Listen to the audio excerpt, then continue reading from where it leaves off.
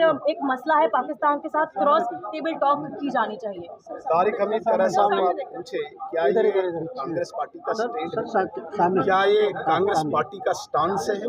अगर है तो इनका दोहरा चरित्र है, क्योंकि कांग्रेस पार्टी जो हाईकमांड है इनकी, उन्होंने शायद स्पष्ट किया है, मैं इसकी पुष्टि नहीं करता हूं, लेकिन स्पष्ट किया है कि इस वक्त हम भारत के साथ हैं, भारत सरकार के साथ हैं। तारिक हमीद खैरा साहब का अगर ये व्यक्तिगत स्टेटमेंट है तो मैं उनसे निवेदन करूंगा, आप उन घरों में जाइए जिन्होंने अपने परिजनों को खोया है। उन्होंने जब टाइम्स ने उनसे सवाल पूछा तो उन्होंने कहा कि वो हमें जवाब नहीं देंगे, और साथ ही साथ कहा कि जो राहुल गांधी कहना चाह रहे वही वो कहते हैं, and he also said that he does not regret to what he has said.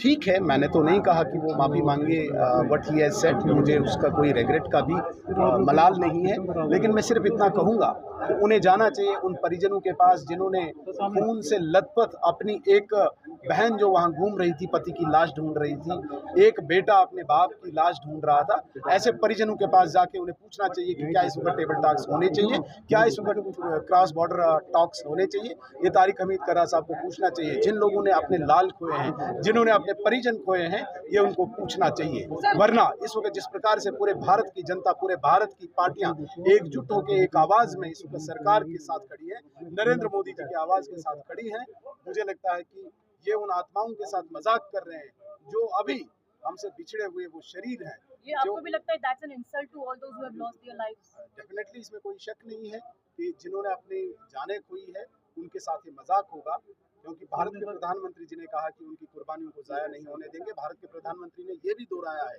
कि जो भी बची खुची जमीन इस आतंकवाद की है उसको मिट्टी में मिला देंगे। इस वक्त इस विधानसभा में भी 90 विधायकों ने नरेंद्र मोदी जी की आवाज में अपनी आवाज मिला के भारत की आवाज को बहुत मजबूत बनाया।